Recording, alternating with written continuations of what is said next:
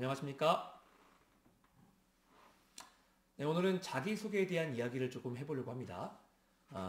자기소개 중에서도 우리가 자소서를 쓰거나 또는 이 면접관에게 질의응답을 준비할 때 가장 먼저 준비하는 질문, 바로 1분 자기소개랑 지원 동기, 이 두 가지가 있잖아요. 이 두 가지 중에서 오늘은 이 지원 동기에 대해서 이야기를 해보려고 합니다.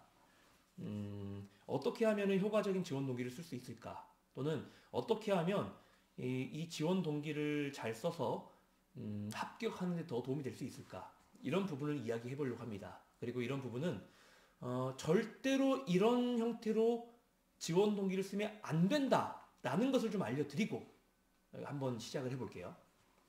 오늘 저한테 이 수업을 받으시는 수강생의 자기소개서인데 이거를 좀 읽어드리려고 해요. 제가 일단 개인 정보가 드러날 수 있는 것들은 다 제외하고 이 가명이나 또는 가칭을 써서 여러분들에게 읽어드리겠습니다. 왜냐하면 이분만 이렇게 자기소개, 그러니까 지원 동기를 쓰는 게 아니에요. 100명 중에 거의 99명은 이렇게 씁니다. 근데 그거는 절대로 면접관이 원하는 방식이 아니라는 거예요. 한번 읽어드릴게요. 땡땡 기업은 땡땡의 핵심 소재인 뭐뭐와 뭐뭐를 동시 생산하는 국내 유일 기업이며 국가 산업 발전에 기여하고 있습니다.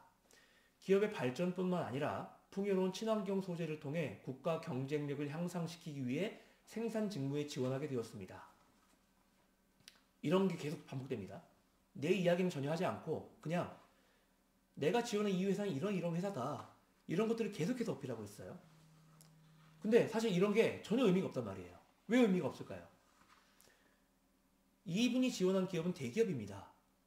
근데 일반 대기업에서 면접을 하시는 분들이 자기 회사가 대기업인 걸 몰라요? 자기 회사가 이런 핵심 소재를 동시 생산하는 국내 유일 기업이라는 걸 모르냐는 말이에요. 다 알고 있어요. 그럼 왜 이 지원자는 이런 형식으로 이 자기소개서를 썼을까요? 수많은 인터넷이나 주변 사람들이 검증되지 않는 조언을 해서 그래요. 그게 뭐냐? 회사에 관심이 있어 보여야 된다.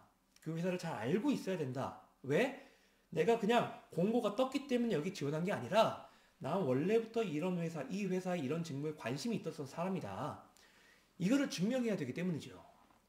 그렇기 때문에 일단 뭐 할 수 있는 게 없으니까 그 기업의 홈페이지에 들어가서 그 기업의 인재상이라든가 또는 핵심 목표 또는 그 회사의 설립 이념 이런 것들을 쓰면서 이런 것들을 그대로 복사해 와가지고 자기소개서에 쓴단 말이에요.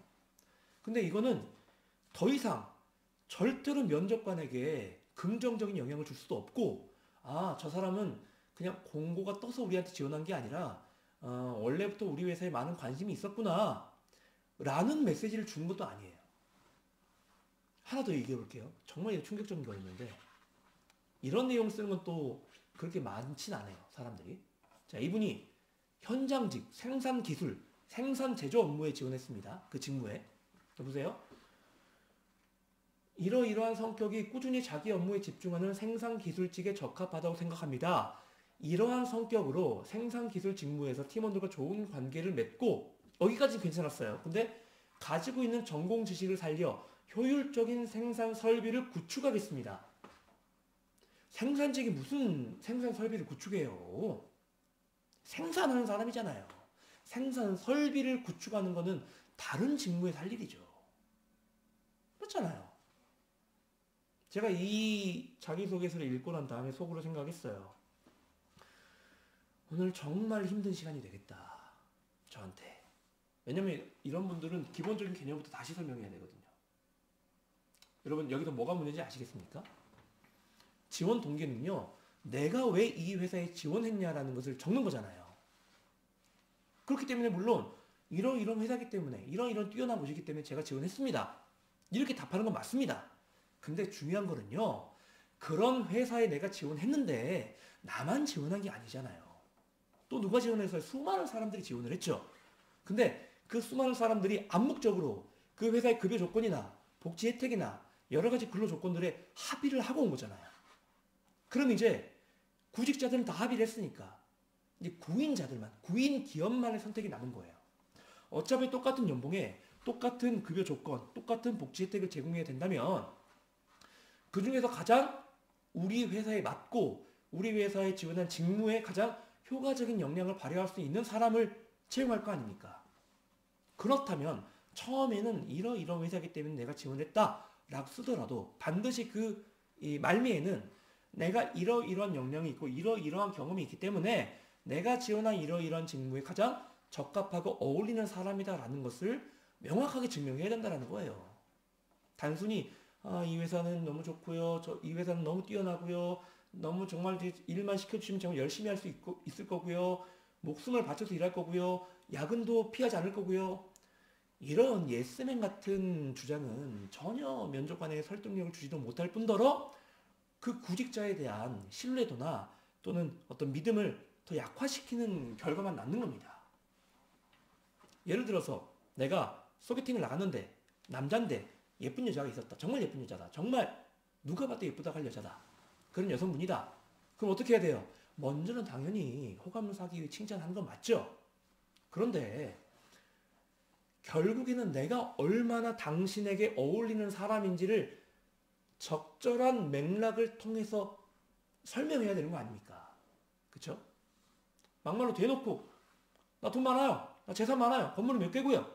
이런 얘기를 한다고 해서 그 여성이 넘어오겠습니까? 넘어올 수도 있지만 뭔가 좀 건전하지 않는 그런 목적이 있는 거잖아요. 그 말을 듣고 호감이 생긴다는 것은, 그 말을 듣고 사귀게 된다는 것은. 다만 저는 이러이러한 삶에 대한 신념을 갖고 있기 때문에 기본적으로 어느 정도 부유한 또는 부족하지 않는 재력은 갖고 있어야 된다는 생각으로 살아왔습니다. 그렇기 때문에 이러이러한 직업을 갖고 있고 부수적으로 이러이러한 투자와 또 이러이러한 활동을 했으며 이러이러해서 지금 뭐 몇 개의 건물을 확보할 수 있었고 이렇게 이야기를 한다면 저런 신념이 기반이 돼서 이러이러한 결과물이 나왔구나 라는 형식으로 뭔가 굉장히 세속적인 이미지를 주지 않으면서도 내 역량을 증명할 수 있는 적절한 어떤 맥락이라는 게 형성이 되잖아요. 그죠? 지원 동기는 그렇게 써줘야 되는 거예요. 절대로 아부하듯이 뭐 이런 회사는 이런 게 좋고 이러이러하니까 제가 정말 합격만 되면 정말 몸과 영혼을 다 갈아 바쳐가지고 열심히 하겠습니다. 이런 말은 통하지 않는다는 겁니다. 무슨 말씀인지 아시겠죠?